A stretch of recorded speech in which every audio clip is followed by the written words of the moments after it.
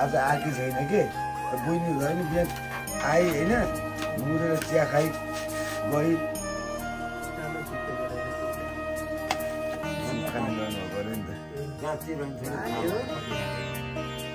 ला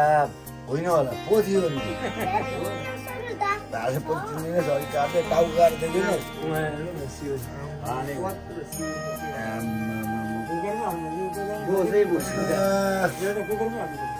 बोसो त यो वाचिपामा दामी हुन्छ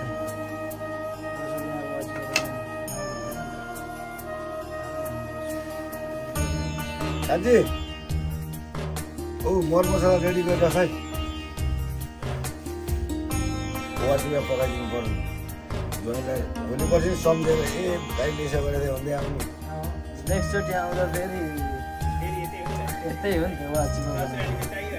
ससुराल चाहियो आँखा चिम्ल्यो भाइ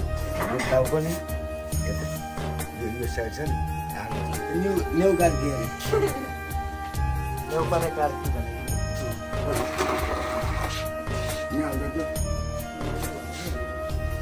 अर्को बोल्दै यहाँ मासु ल पालो भेनाको है ल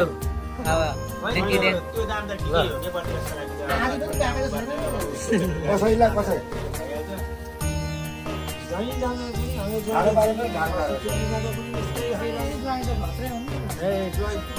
त्यत्रो मान्छे बोकेर पनि कुहिनु अलिक पकाएर पनि खुवाउनु ऋण खाएको छ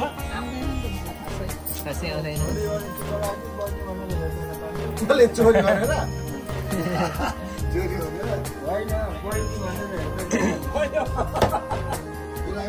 म त डोरी कसैले घुस खायो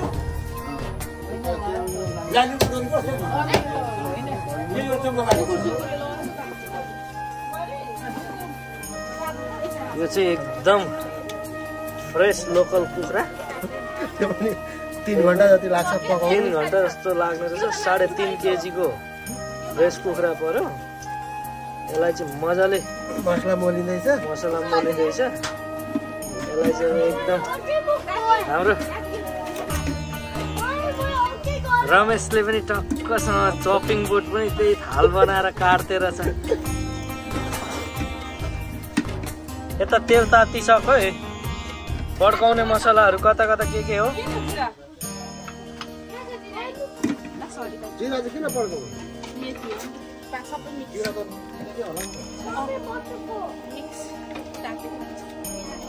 पुरा धुवाएर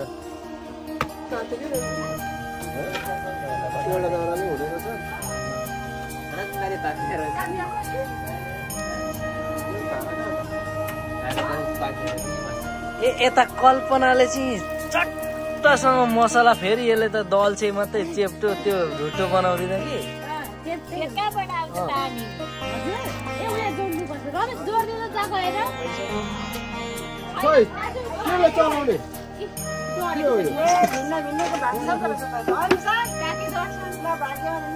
नमस्कार नमस्कार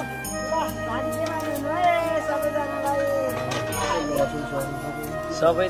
खडा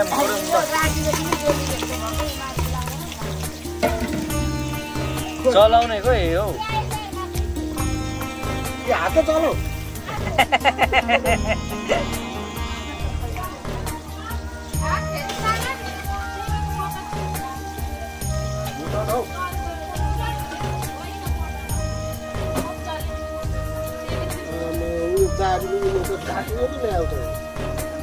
चाल्ने कस्टमर लगाएको कसको तल कान्छा दाजुहरूको होला यहाँ चाहिँ अब लोकल कुखुराको सुप जाँदैछ फेरि अर्को घरमा चाहिँ हामीले वाचिपाको व्यवस्था गरेका छौँ यहाँ चाहिँ हाम्रो भेनाश्रीले एकदम मिठो स्वादिलो सुप बनाउँदै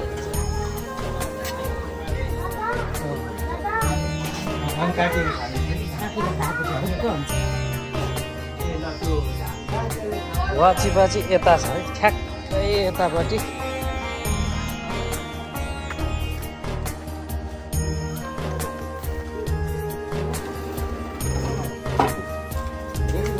रेडी भयो दामी भइहालेछ नि उता हाम्रो राजकुमार भेनाले झोल लाउँदै हुनुहुन्छ अहिले पनि झोल हाल्न हालेको होइन बनाउँदै हुनुहुन्छ झोल हालेर सुप हो नि त दुई चार सिटी लागेन भने त्यो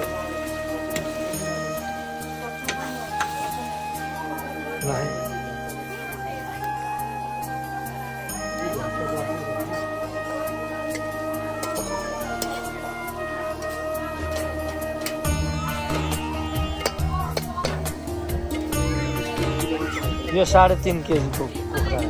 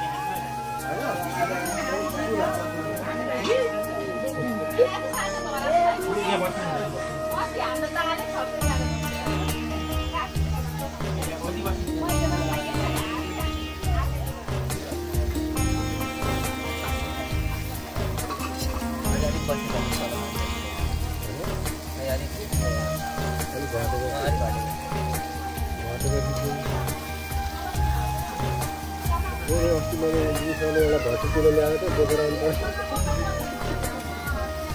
हो भट्टी चुलो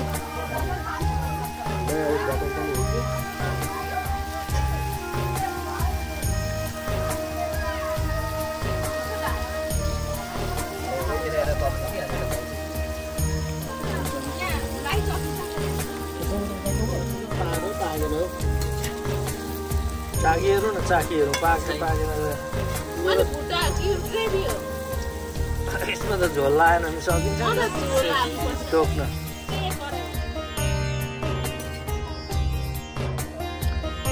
चट्ट सुप यो चाहिँ